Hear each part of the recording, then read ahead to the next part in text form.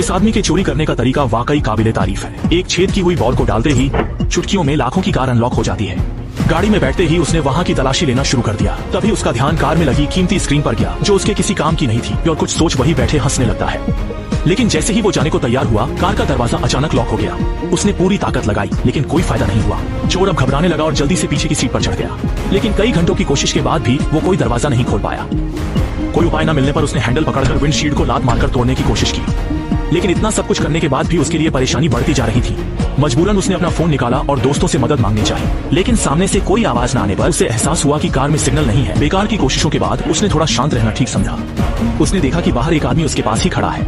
उसने अंदर से आवाज देने की भी कोशिश की, लेकिन कार पर काले ग्लास की फिल्म लगी थी। बाहर से अंदर कुछ नहीं दिख रहा था और दोनों आदमी उसे बिना देखे वहाँ से निकल गए। लेकिन अब रात हो चुकी थी और चोर भूख और प्यास से तड़प रहा था। तभी उसने सीट पर रखा अखबार को देखा। एक डॉक्टर की बेटी चोरी की घटना में मारी गई थी। शुरू में तो उसने इस पर ध्यान नहीं दिया। अगले दिन होते ही उसको एक मैसेज आता है। किसी ने उसे मिड कंट्रोल स्क्रीन लगाने का सुझाव दिया। उसे लगा कि शायद उसे कोई बचाना चाहता है और उसने तुरंत स्क्रीन वापस लगा दी। पर भेजी गई वीडियो में सिर्फ इतना नहीं था और अब भी काम नहीं बनने पर उसका गुस्सा बढ़ गया। उसने पीछे की सीट पर जाकर कार के दरवाजे का पैनल तोड़ना शुरू कर दिया। लेकिन जब वो दरवाजा तोड़ने ही वाला था, अचानक सामने से कॉल आया। उसने तुरंत कॉल रिसीव किया और सामने वाले से कार को अनलॉक करने की रिक्वेस्ट की।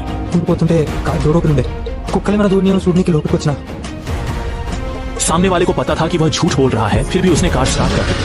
पर अभी कार आगे नहीं बढ़ सकती थी। सामने वाले ने चेतावनी दी कि असली यातना अभी शुरू हुई है। इसके बाद ऐसी से ठंडी हवा निकलने लगी। आदमी को यह अच्छा लगा, इसीलिए वो दोबारा अपने दरवाजे तोड़ने की कोशिश में लग गया। जैसे ही उसने एक दरार खोली और हाथ अंदर डालने की कोशिश की, अगले ही पल उसे एक तेज कट लग गया जिससे उसे दर्द होने लगा।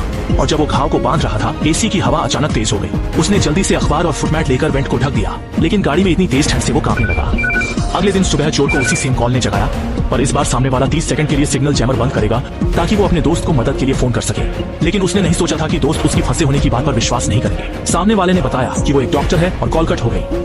इसके बाद वेंट से कोई गैस निकलने लगी थी। चोर को नहीं पता था कि वो लॉफिंग गैस है और जोर जोर से हंसने लगा। नशे में उसे गाड़ी के अंदर अपनी पत्नी और वो बैठे नजर आ रहे थे।